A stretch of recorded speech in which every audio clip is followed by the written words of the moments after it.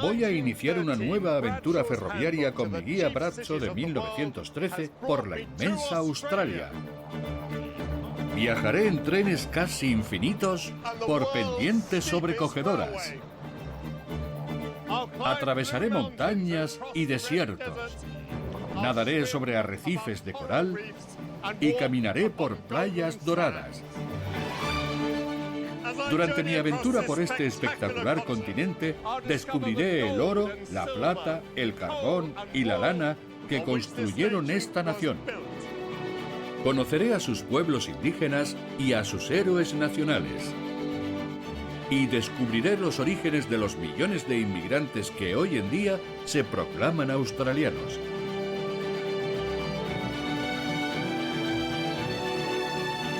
Grandes viajes ferroviarios por Australia, de Newcastle a Brisbane.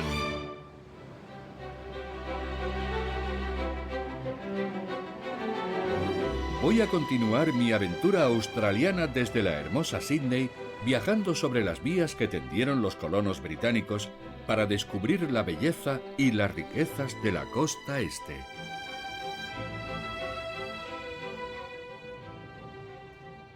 Mi guía ofrece un buen prólogo para este nuevo viaje.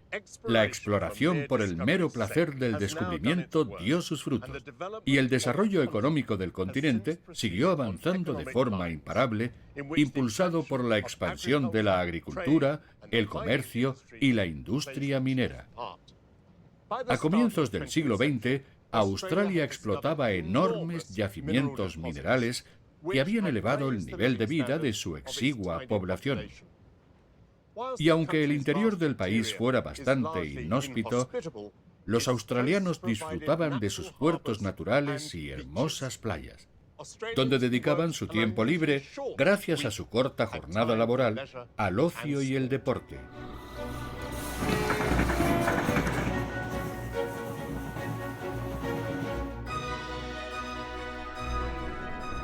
Mi primer destino será el histórico puerto de Newcastle.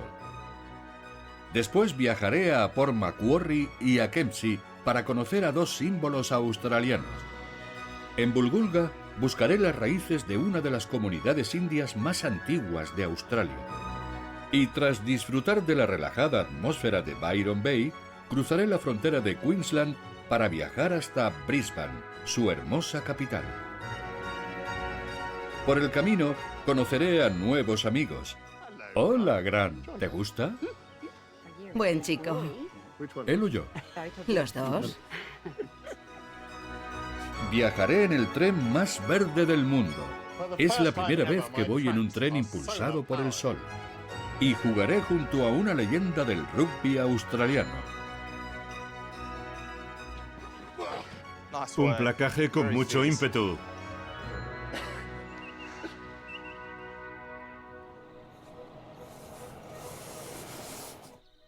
Mi aventura comienza en el XPT, el tren de pasajeros de la línea original que llegaba a Queensland. Este tramo fue concluido en 1887 y bautizado como el Corto Norte, y voy a tener la suerte de acompañar al conductor y disfrutar de las vistas. Michael. Charlie, estoy deseando que nos pongamos en marcha. Adelante. Gracias.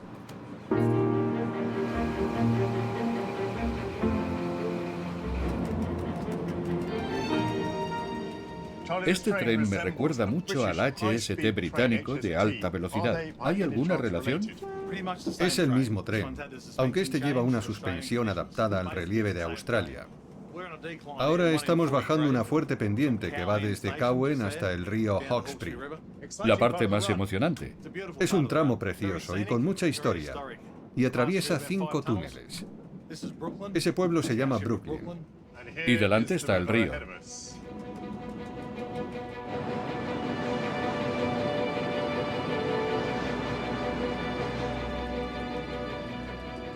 Mi guía me cuenta que el río Hawkesbury es conocido como el Rin australiano, un apelativo muy apropiado viendo sus empinadas y boscosas riberas.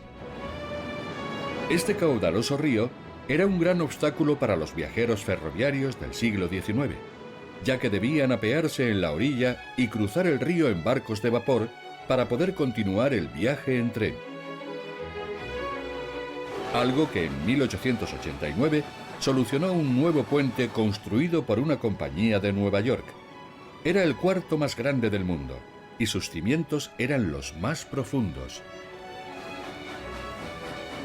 Pero menos de 50 años después, este supuesto hito de la ingeniería fue clausurado tras descubrirse graves defectos. Así que a su lado se construyó un puente nuevo que empezó a funcionar en 1946 y que, según sus constructores australianos, durará al menos 200 años. Charlie, ha sido un privilegio acompañarte. Trabajar conduciendo este tren sí que es un privilegio. Dejo atrás estos impresionantes paisajes de Nueva Gales del Sur y pongo rumbo a su corazón industrial. Mi guía afirma que la principal estación de la línea norte es Newcastle, la ciudad más importante del estado después de Sydney, y el centro de su industria carbonera. Por entonces, los australianos admiraban a Gran Bretaña, así que bautizaron esta ciudad con el nombre de una localidad inglesa. Pero la vida da muchas vueltas. Y mientras que hace ya mucho que los barcos carboneros desaparecieron del río Tyne, la Newcastle de Nueva Gales del Sur es hoy el mayor puerto exportador de carbón del mayor exportador de carbón del mundo. La estación de Broadmeadow fue inaugurada en 1887.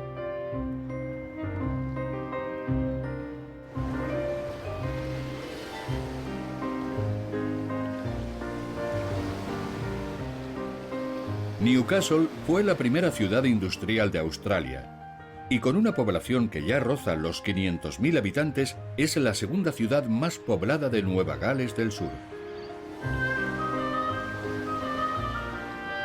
Uno de sus mayores símbolos, en la hermosa colina de Flagstaff, recuerda su importancia como puerto carbonero desde hace más de 200 años. Pese a ser un enclave remoto del Imperio Británico, la ciudad necesitaba protegerse de los enemigos de Gran Bretaña, su futura leal aliada en 2 guerras mundiales. La próspera y poco habitada Australia era vulnerable a las invasiones, por lo que en 1882 se construyó el fuerte Scratchley para defender el carbón. Pero aunque en 1888 se divisó un buque ruso, estos cañones solo se emplearon en 1942 para repeler el fuego de un submarino de la Marina Imperial japonesa.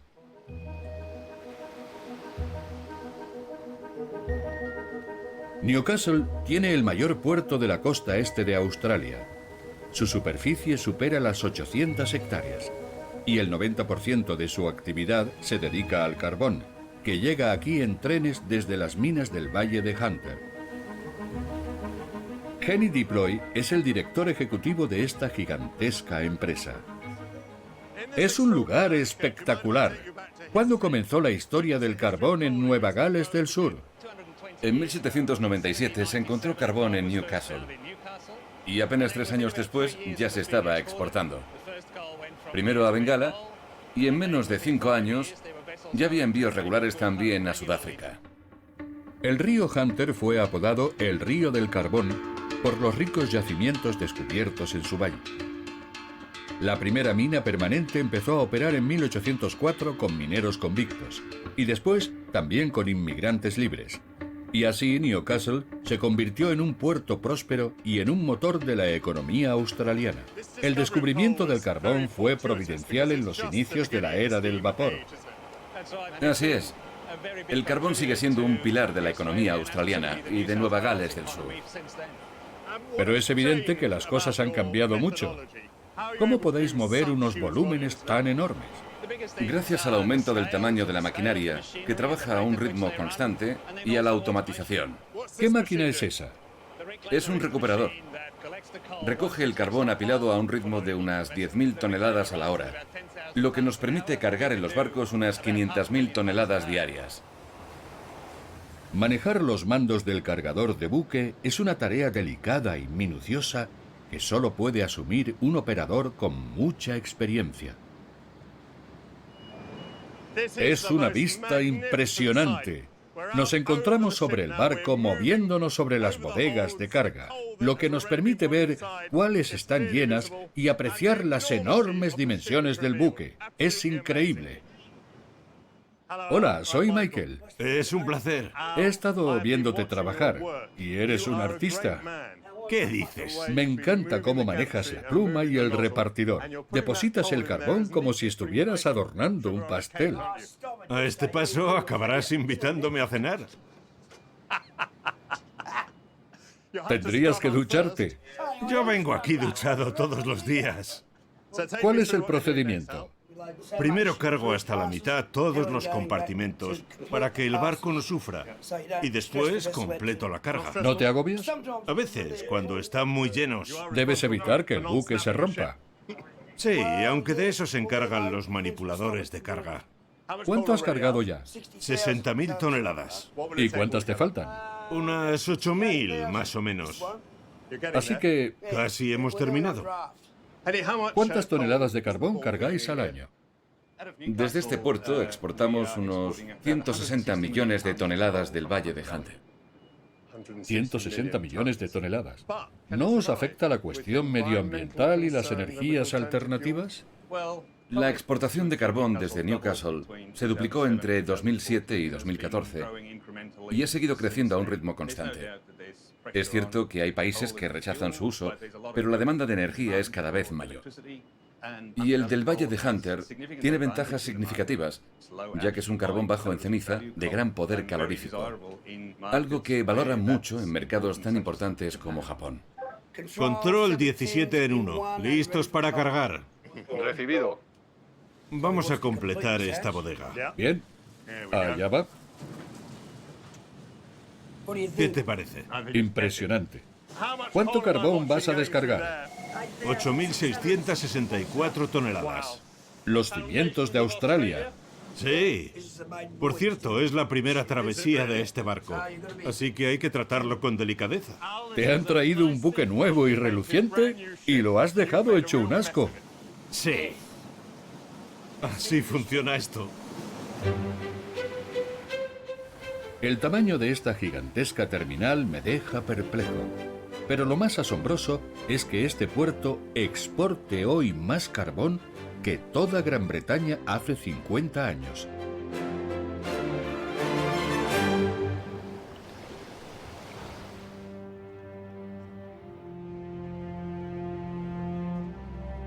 Continúo mi viaje en tren por la línea de la costa norte que conectó Sídney y Brisbane por primera vez en 1932. ¿Les apetece un té de Devonshire? Estupendo, suena perfecto. Gracias. Gracias a usted.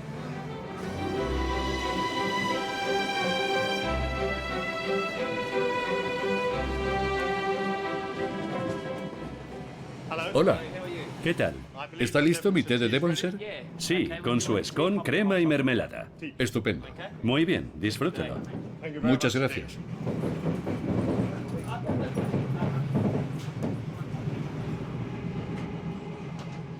Cuando me ofrecieron un té de Devonshire, soñé por un momento con una taza de porcelana e incluso una tetera. Pero estamos en el siglo XXI. El scone venía envuelto en plástico, pero está caliente. Y también delicioso.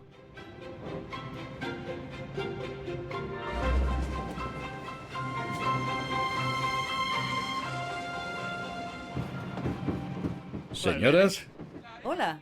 ¿os importa si Claro. es un largo viaje? Sí, bastante. Unas 6 horas. Pero con la silla de ruedas es más cómodo el tren que el avión o el coche. Supongo que te ayudan a subir y bajar. Sí, y colocan una rampa. Son muy amables. Y además te traen un té. ¿Habéis probado el té de Devonshire? Estaba delicioso. ¿Sí? Sí. Disculpa. ¿Sí? Me llamo Michael. Yo soy Mark. Encantado. ¿Por qué has tomado este tren? porque perdí mi vuelo esta mañana. ¿Sí? Me quedé dormido.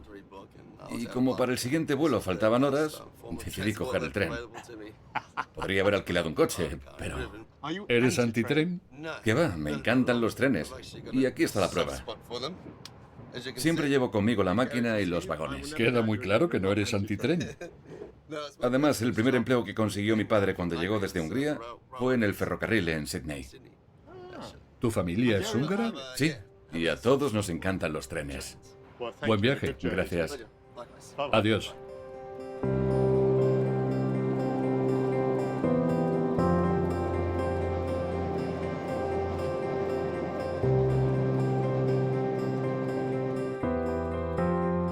Tras un agradable viaje de 4 horas, me apeo en la estación de Wohop.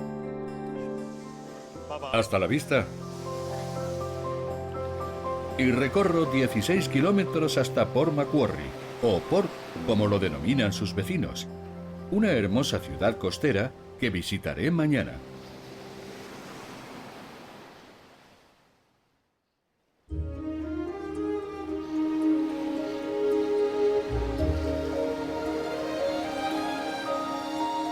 Port Macquarie señala el comienzo de la costa norte subtropical de Nueva Gales del Sur.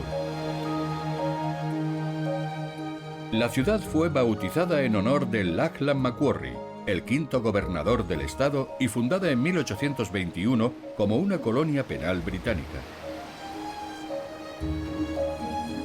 Pero hoy es un popular destino turístico perfecto para hacer surf y disfrutar de sus maravillosas playas.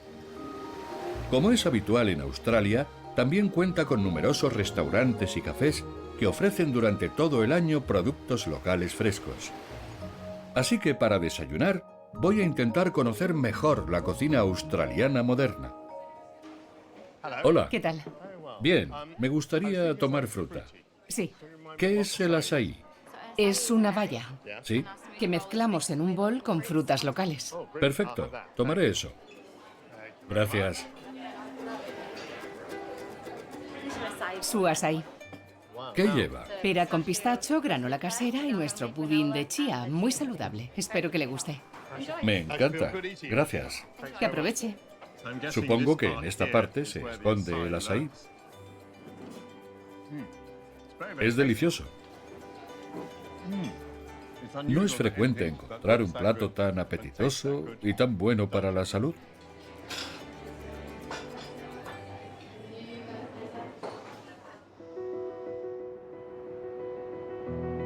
Mucho antes de que esta hermosa costa atrajera a los turistas, ya estaba habitada por especies únicas. Mi guía afirma que todos los mamíferos de Australia, excepto los dingos, los murciélagos y algunos roedores, son marsupiales. Crecen en una bolsa materna. Y hay uno de ellos que a todos nos enamora porque parece un osito de peluche. Incluso durante algún tiempo se pensó que era un oso, algo que a esta criatura le habría causado una profunda indignación. Los primeros colonos ingleses se asentaron en la costa, lo que originó que hoy más de un 80% de los australianos viva a menos de 100 kilómetros del mar. Pero los animales salvajes de estas regiones pagaron un alto precio. En especial uno de los más icónicos, el entrañable koala, que vive en los bosques de eucaliptos del este y el sur de Australia.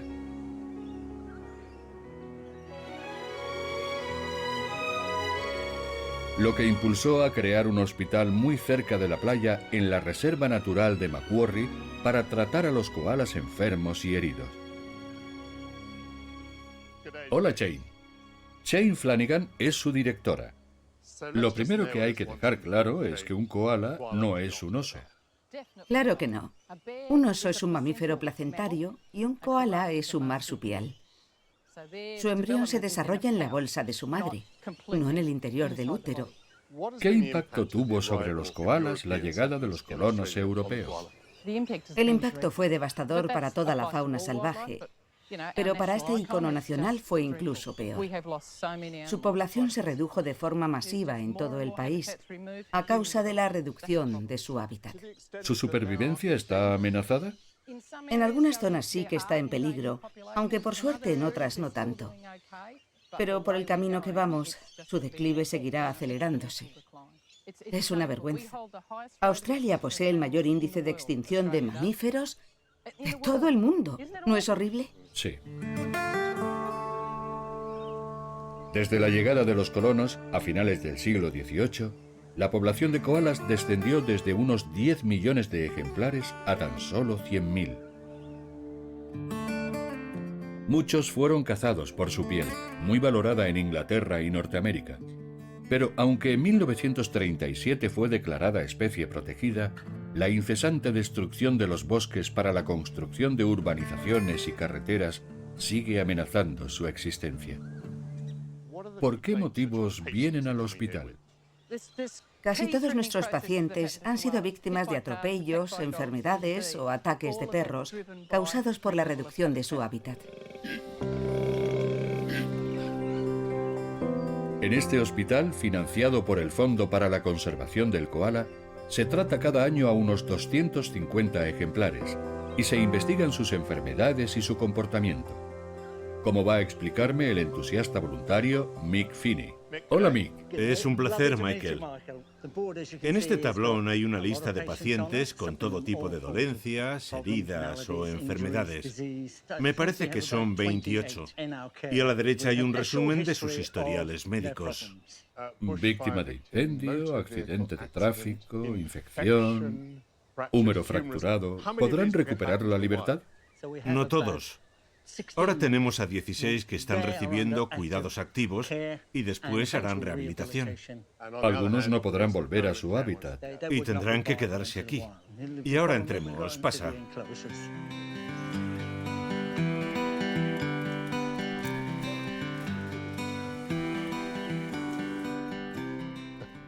Hola, ¿Qué tal? soy Michael. Encantada. Es un placer. ¿A quién tenemos aquí? Esta es Minnie. Un perro mató a su madre, pero por suerte ella resultó ilesa. Y desde entonces vive conmigo en mi casa. ¿Desde hace cuánto tiempo? 3 meses. 3 meses. ¿Y cómo está? Muy bien. Ya pesa 1,5 kilos. Cuando coja otro kilo volverá al hospital y elegirá un árbol del patio, su primer árbol, y ya no volveremos a tocarla. Es lo que llamamos deshumanización. Ya. Ahora cree que soy su madre. Sí. Pero cuando llegue el momento, no tardará en acostumbrarse a prescindir de mi ayuda. No es la primera vez que hace esto. Llevo aquí 17 años. Lo he hecho muchas veces. Es maravilloso ver cómo crecen y se recuperan con nuestra ayuda. ¿Podría tocar a Minnie? Acaricia su lomo. Verás qué suave es. Es una suavidad increíble, extraordinaria. Es la primera vez que hago esto. Nunca había conocido a un koala. ¿Podría mirar de cerca su carita? Sí. Hola, Minnie.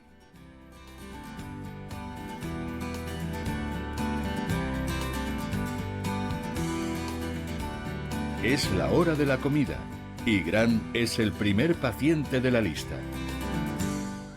¿Por qué vino aquí? Llegó al hospital tras ser golpeado por un tren de mercancías. Si lo arrolló un tren, sus lesiones serían serias.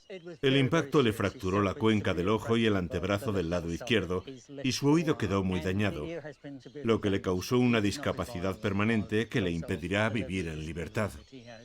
Hola, ¿Qué tal? soy Michael. Yo soy Margaret. Veo que Grant ya está comiendo. ¿Qué le estás dando? Un compuesto infantil de soja que aporta mucha energía. ¿Aceptaría que se lo diera yo? Inténtalo.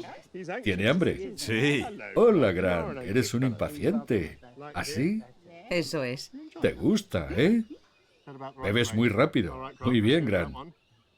Vamos con la segunda. ¿Listo? Pues vamos allá. Eso es. Buen chico. ¿Él o yo? Los dos. Es maravilloso. Ahora entiendo por qué os gusta tanto hacer esto. La mayor satisfacción para los trabajadores del hospital es poder devolver a un koala recuperado a su medio natural. Y hoy le ha tocado a Grandullón. Este parece el árbol ideal, porque en él podrá alimentarse y está en su territorio. Así que vamos a dejarlo en la base. Grandullón establecerá su territorio en este pequeño grupo de eucaliptos y en sus ramas pasará durmiendo hasta 18 horas al día. ¿Qué va a pasar ahora? Son impredecibles. Es posible que no le guste el árbol que he elegido y después de pensarlo, escoja otro. Muy bien, parece muy tranquilo. Ahora lo levanto un poco para que se agarre al árbol. ¿Se ha parado? ¿Crees que le gusta? Digamos que se lo está pensando. Ha salido disparado y está a punto de desaparecer. Es maravilloso. Me encanta hacer esto. Tras conocer a estas cautivadoras criaturas, aún aprecio más el enorme esfuerzo de doctores y voluntarios para proteger su futuro.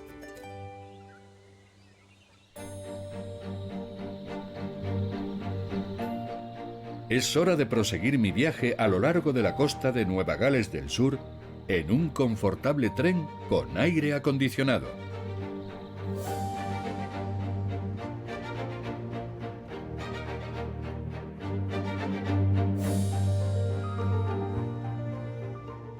Mi guía contiene este aviso. Hacia mediados de noviembre llega el verano. El calor es cada vez más intenso y a finales de diciembre los ríos se secan, la vegetación desaparece y hay vientos ardientes que duran hasta 48 horas. La respuesta australiana es ponerse las gafas de sol, aplicarse un protector solar y cubrirse la cabeza. Pero no estoy seguro de que mi Panamá sea lo más adecuado en Australia.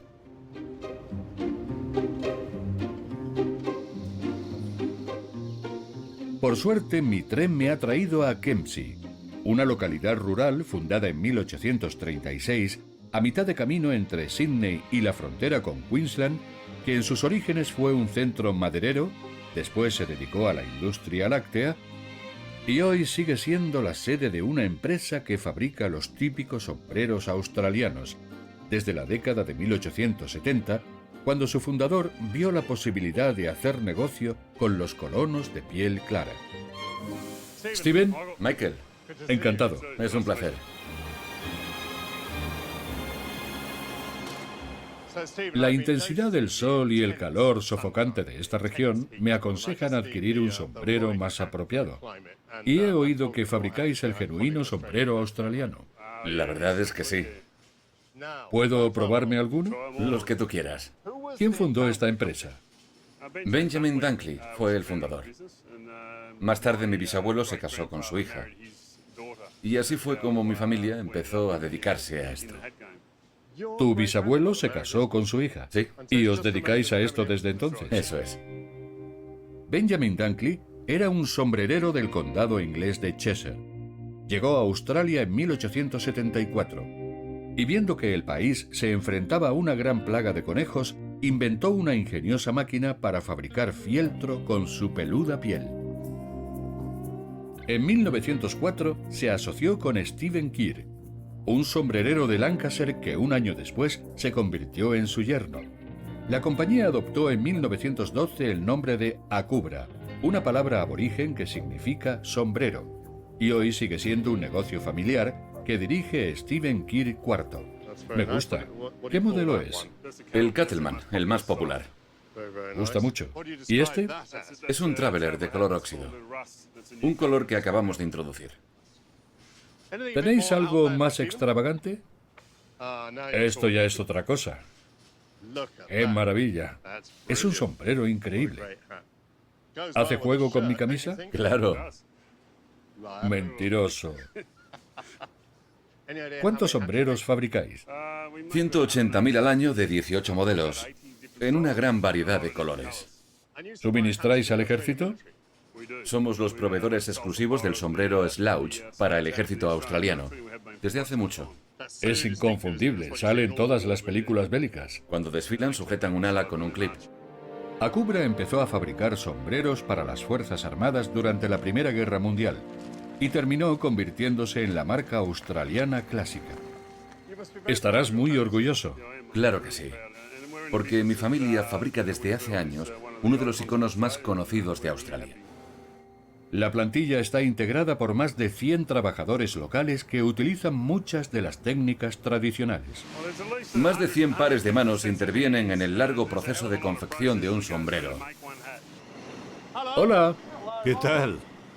Soy Kev. ¿cómo estás? ¿Cuál es tu labor aquí? Moldear las copas. Darles la forma y el tamaño correctos para que pasen a la siguiente fase. Lo coloco aquí y selecciono el molde adecuado. El vapor ablanda el fieltro Ya, para que el molde entre con suavidad. eso ha bajado con mucha fuerza. Sí, por eso es mejor que no te pille la mano. ¿O algún dedo? ¿Cómo puedes tocar un metal tan caliente? El truco es no tocar la máquina y coger el aro y soltarlo enseguida. Y mis manos apenas notan el calor, tras haber pasado un montón de años trabajando en cocinas. Viniste entrenado. Eso es. Hola, ¿Qué tal? ¿cuál es tu labor? Poner el forro interior y después pegarlo. ¿Llevas aquí mucho tiempo? 30 años. ¿Sabes cuántos sombreros has hecho? Dios mío, no. ¿Cuántos haces al día? Algo más de 700. Esos son muchos. Sí, Eres una gran profesional. Ha sido un placer conocerte. gracias. Mucha suerte. Adiós.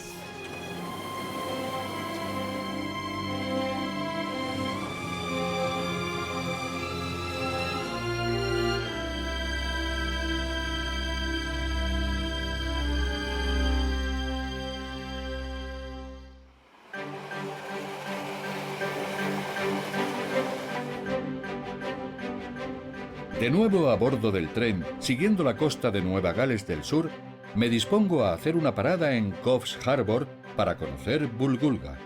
Después visitaré Byron Bay y pondré fin a mi viaje en Brisbane, la capital de Queensland. Aunque esta línea suele ir muy cerca de la costa, solo ves el mar en contadas ocasiones. Pero aquí, al norte de Nambucca Heads, al pasar lo que llaman el agujero en la pared, podremos ver por un momento la playa Snapper y el océano. Vamos a cruzar el puente.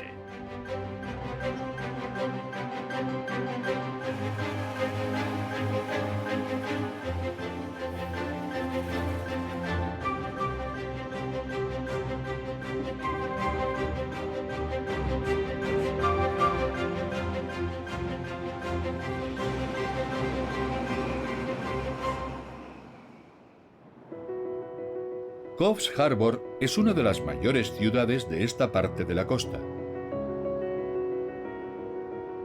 De una región que a principios del siglo XX vivía en gran parte gracias al cultivo de plátanos. Las plantaciones se extendían desde aquí hasta la región tropical de Queensland.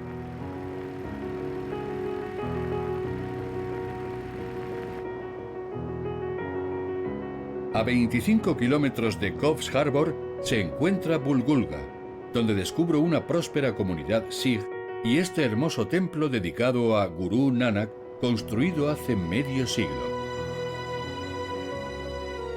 Los Sijes llegaron a Australia para trabajar en los campos de caña de azúcar de Queensland durante la década de 1890, poco antes de que se promulgasen las leyes para impedir la entrada a los no europeos con el fin de mantener una nación blanca. Y después vinieron a esta región para trabajar en las plantaciones de plátanos mientras los australianos combatían en la Segunda Guerra Mundial. Ras Mirbati nació en Bulgulga y ha escrito la historia de su comunidad. ¿Cuántos miembros tiene esta comunidad Sikh? Somos unos 1500, pero cualquier turista pensará que no hay más que sijes en Bulgulga al contemplar en todas partes los atuendos tradicionales, los grupos de hombres charlando y nuestro hermoso templo. La cultura Sikh es muy visible. ¿Vuestra comunidad intenta mantener sus tradiciones? Cuando yo era pequeña, los sijes que vivían aquí intentaban integrarse en la cultura occidental. Yo nací en Australia y no viajé a la India hasta los 26 años para asistir a una boda. Entonces no había muchos indios en este país y el concepto de lo indio era algo muy lejano. Pero hoy en Bulgulga defendemos nuestra identidad cultural y religiosa porque estamos orgullosos de ella. Así que, en lugar de debilitarse, la cultura sikh se ha fortalecido aquí con el paso del tiempo. Cada vez es más fuerte. Mucha gente nos dice que somos incluso más tradicionales que los sijes del Punjab. Y eso es porque nuestros jóvenes están descubriendo sus raíces. ¿Por qué elegiste vivir en Bulgulga? Yo nací y crecí en Australia, en una familia mixta, con una madre muy tradicional que había venido directamente del Punjab y un padre indio criado en Australia. Por eso en mi familia siempre hubo una mezcla de las dos culturas. Después fui a la universidad y viví en Sydney, pero cuando nació mi hijo decidí volver a Bulgulga porque quería criarlo en nuestra cultura. Y me encanta vivir aquí, porque puedo ser yo misma manteniendo un pie en cada mundo.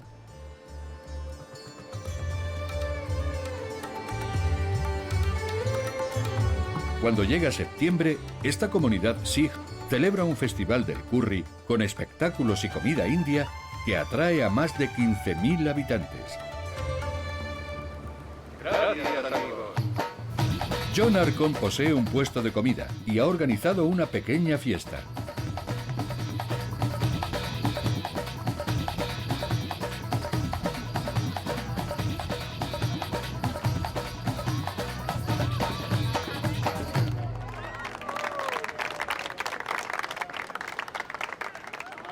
¿Qué estás cocinando? Un delicioso curry de gambas. ¿Qué ingredientes y especias lleva? Un poco de arroz, un poco de chile verde y también chile rojo. ¿Lo habéis probado? Todavía no. Usted primero. Lo estoy deseando. ¿Es el picante? ¿No? ¿Me habéis dado el picante? Muy rico. En la India, si algo te gusta, debes hacer este ruido.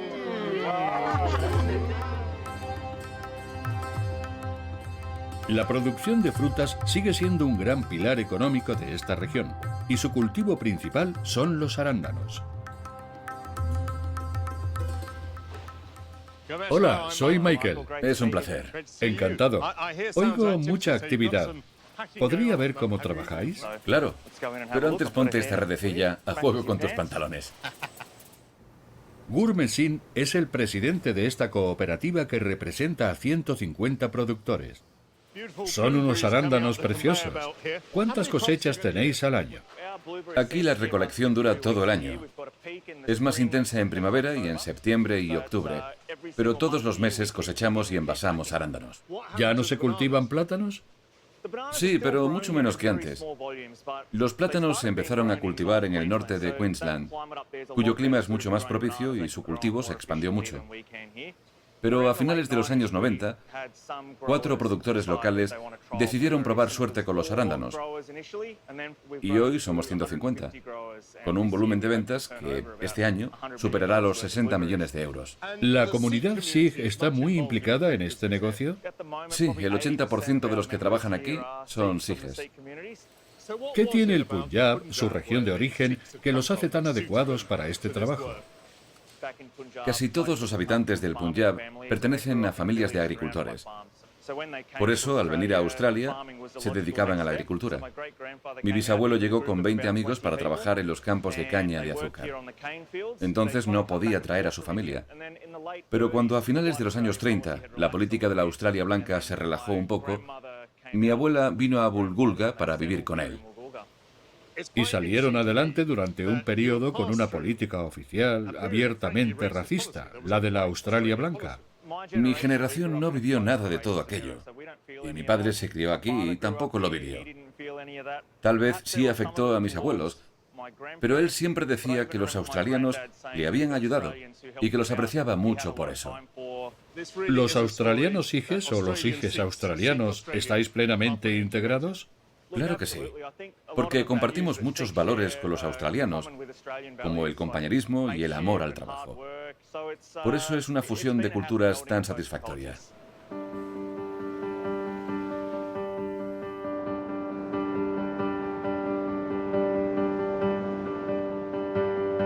Continúo mi aventura ferroviaria rumbo al paraíso de mochileros de Byron Bay.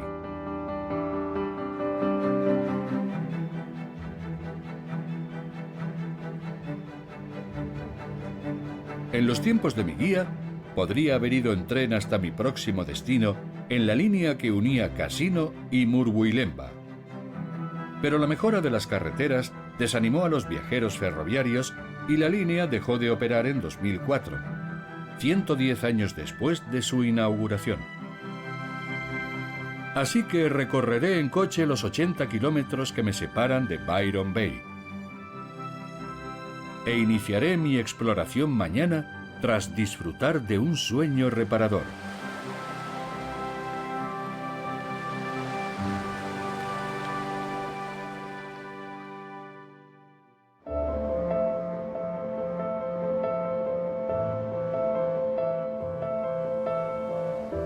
Byron Bay era conocida por los aborígenes como Bahía de la Caverna o lugar de reunión.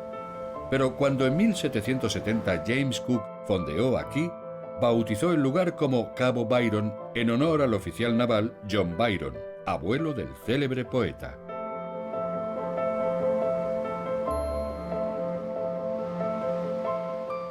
¿Cuánto mide el puente que une Australia y Nueva Zelanda?, me preguntaron una vez en el colegio.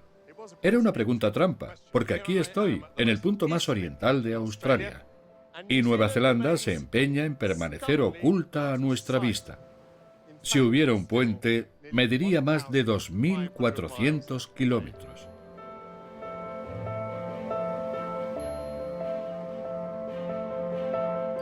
El tren llegó aquí en 1894, y la ciudad adoptó el nombre de Byron Bay.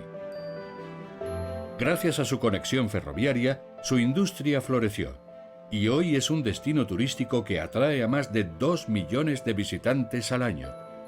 Mi guía dice que viajar a Australia con frecuencia es una excelente forma de mejorar la salud y recuperar el vigor perdido. En paraísos como la hermosa Byron Bay, un antiguo centro ballenero, minero e industrial que hoy es un imán para los entusiastas de la salud, como hippies, mochileros, surfistas y espíritus y almas libres como la mía.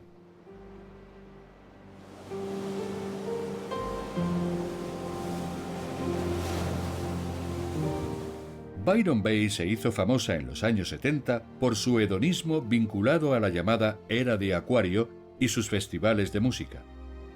Y hoy sigue atrayendo a los que buscan una forma de vida alternativa. Como Karen Wilson, que vino desde Francia hace 15 años y enseña meditación. ¿Por qué te quedaste en Byron Bay? Me encantó la playa y el paisaje.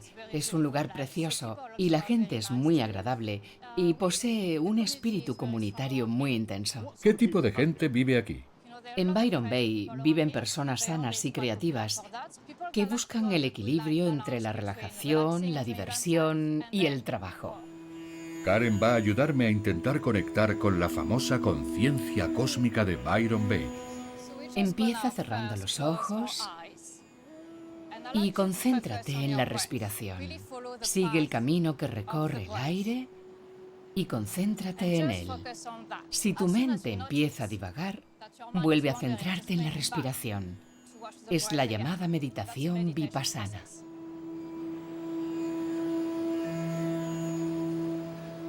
¿Cómo te sientes? Bien, aunque me falta práctica. Claro. Cuando mi mente se dispersaba, recordaba tus palabras y visualizaba cómo el aire llegaba al diafragma. He vivido un hermoso momento de paz escuchando el ruido de las olas. Genial. Gracias. A ti.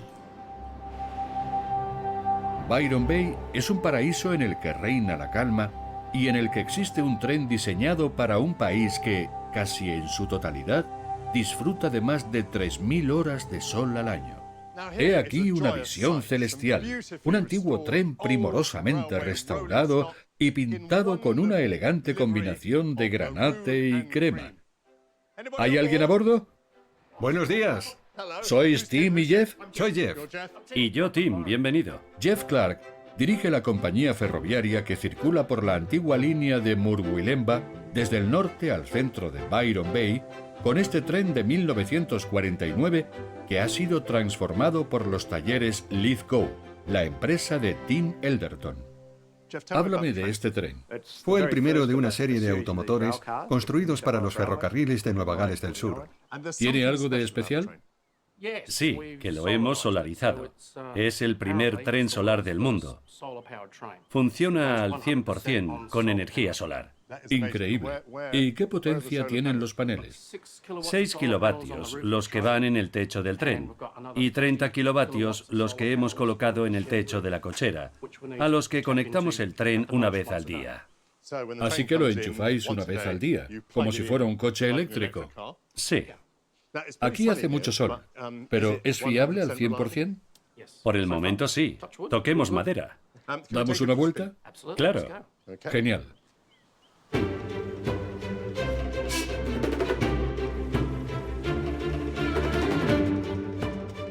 Es muy silencioso, Tim.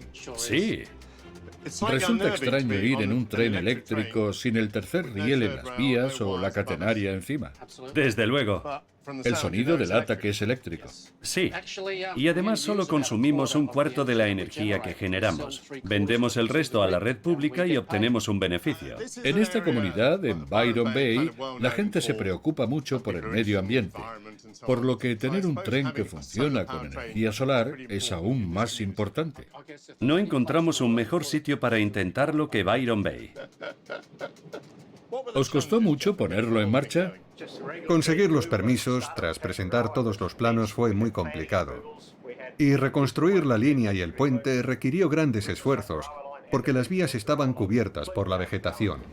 La línea empezó a operar en 2017 y realiza 9 viajes diarios de ida y vuelta y un servicio nocturno los fines de semana. ¿Fue difícil convencer a los escépticos de que esto era posible? Algunos decían que era una locura, que un tren no podía funcionar con energía solar. Pero aquí está la prueba.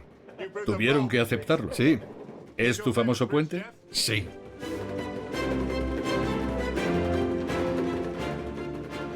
Es la primera vez que voy en un tren impulsado por el sol.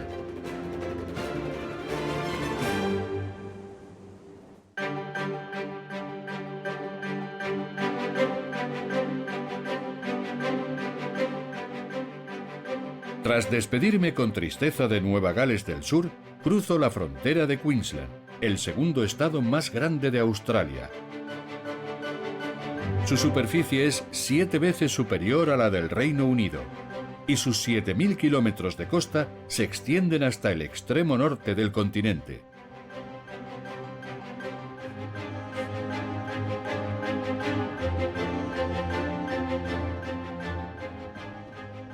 Brisbane, dice mi guía, es la capital del estado de Queensland y fue fundada en 1825. Está situada entre la zona templada meridional y el norte subtropical, por lo que su clima es un tanto peculiar. Brisbane es una ciudad que posee un carácter propio, algo que se refleja en su cultura, en su arquitectura, y en el hecho de que voy a tener que retrasar mi reloj 1 hora. Es curioso, ya que viajo hacia el norte, no hacia el este o el oeste. Estamos entrando en el andén número 8. Este tren termina su recorrido en esta estación. Brisbane está a casi 1.000 kilómetros de Sydney y es la tercera ciudad más poblada de Australia.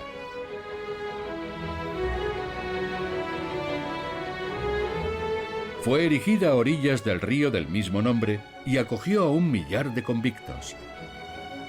Casi 40 años después de que los primeros presos llegaran a Sydney, se estableció aquí la penitenciaría de Bahía Moreton para reclusos conflictivos y reincidentes. Pero en 1842 cerró sus puertas, empezaron a llegar colonos libres y en 1859 se convirtió en la capital del estado. Mi guía explica que Brisbane no fue una ciudad planificada y que el trazado de la elegante Queen Street fue determinado por la construcción de un cuartel cuando gran parte de la ciudad actual estaba cubierta por campos de maíz. Esto es lo que mi guía llama el colosal edificio del tesoro.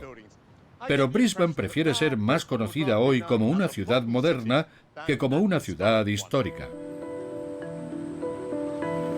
Sin embargo, fue algo creado en el pasado lo que otorgó a Brisbane una dulce fama. Todo empezó aquí, en la antigua residencia del gobernador, como va a contarme la encantadora Pia Robinson. Hola, Pia. ¿Cómo estás? Es un placer. ¿Qué es esto que acompaña al té? Es un delicioso bizcocho Lamington. Lamington. Un curioso nombre. ¿Por qué se llama así? Por Lord Lamington y su esposa, Lady Lamington. Lord Lamington fue el 8º gobernador del estado de Queensland. El aristócrata londinense y su esposa Mary establecieron aquí su residencia en 1896. ¿Lord Lamington era repostero? No. No creo que nadie le viera nunca entrar en la cocina. Lo que ocurrió fue que el matrimonio contrató al famoso repostero francés Armand Galland. ¿Y él inventó el pastel? Eso pensamos. Lady Lamington solía recibir a mucha gente a la hora del té. Y el jefe de cocina debía tener siempre algo preparado para agasajar a un gran número de invitados. Algo que se pudiera hacer en un espacio de tiempo razonable y, sobre todo, en grandes cantidades. La receta más antigua de este bizcocho se publicó en 1900 en la revista Vida Campestre de Queensland. Y el Día Nacional del Lamington se celebra todos los años el 21 de julio. ¿De qué está hecho? Buena pregunta. Es un bizcocho de mantequilla con una cobertura de chocolate y coco. Es el genuino pastel australiano y todos lo adoramos. Es nuestro dulce más icónico. Me encanta su aspecto y es muy esponjoso. Voy a probarlo. Chocolate y coco, qué maravilla. Hay que dárselo a vuestra selección de cricket para que deje de ganarnos.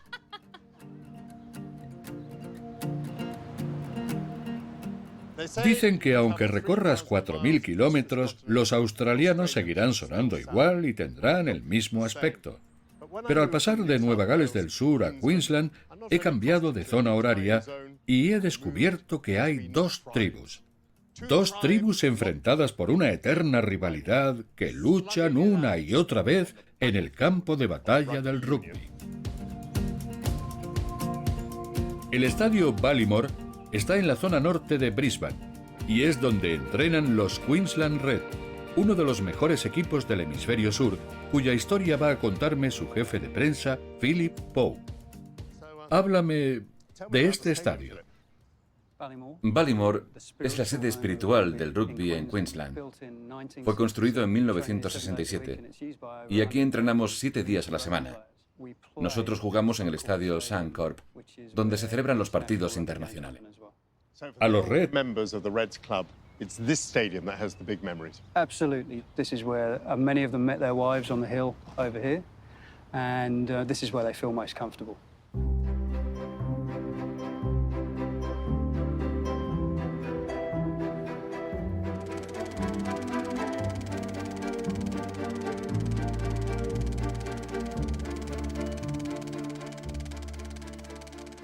There was a meeting at the Exchange Hotel, just a few miles from where we're sitting here. Over a few beers, the young lawyers and barristers of Queensland, many of whom were playing both sports, had a heated discussion on what should be the predominant sport.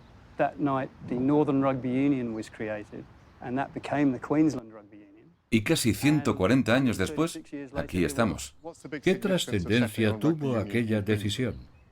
Queensland jugó al rugby contra Nueva Gales del Sur durante más de un siglo, antes de que ningún otro estado empezase a participar. Los urbanitas de Sydney son nuestros mayores rivales. Siempre ha habido mucha pasión desde los primeros encuentros. La eterna rivalidad entre Queensland y Nueva Gales del Sur lo es todo para nosotros. Si el estado de Queensland no hubiese adoptado el Rugby Union, ¿no existiría esa encarnizada rivalidad con Nueva Gales del Sur? Ni existiría la selección australiana, porque Nueva Gales del Sur no habría tenido a nadie con quien jugar. Esos disputados partidos fueron el origen en Australia de la cultura internacional del rugby. Gran Bretaña también adoptó el Rugby Union. Sí, hubo un partido en 1888 que fue tal vez el más famoso que disputaron en aquella época Queensland y Gran Bretaña. Ganasteis por muy poco, pero fue un encuentro épico que ayudó a cimentar el Rugby Union en este estado. Uno de los jugadores de Queensland que disputó aquel partido fue William Eason, que tras zarpar de Liverpool a los 26 años, había iniciado una nueva vida en Australia.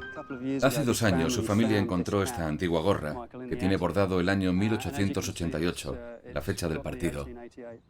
William fue uno de nuestros primeros jugadores. Es un maravilloso trofeo. George Smith fue capitán de los Wallabies, que es el apodo de la selección de Australia, y se incorporó a los Reds en 2018. Hoy está entrenando a los más jóvenes y me ha invitado a acompañarlos. George, soy Michael. ¿Cómo estás? Es un honor.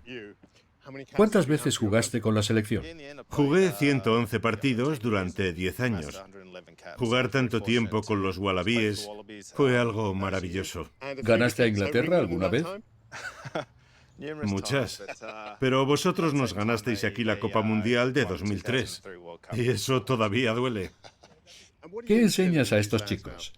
Las técnicas básicas, cómo coger un pase, cómo hacer un buen placaje, o cómo robar el balón y salir de una melé. Hace mucho que no juego y nunca he sido un profesional, pero ¿podría probar? Claro que sí. Vamos allá. Adelante.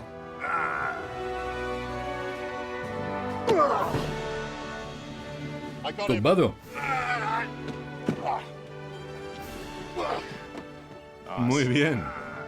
Fantástico. Me siento liberado.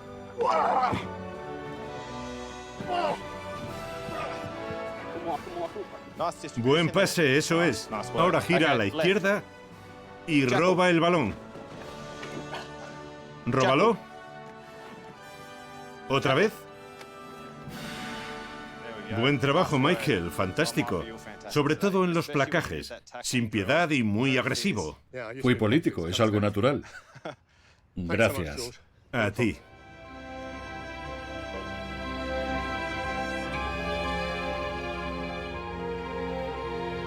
En este extraordinario mirador termina mi aventura australiana.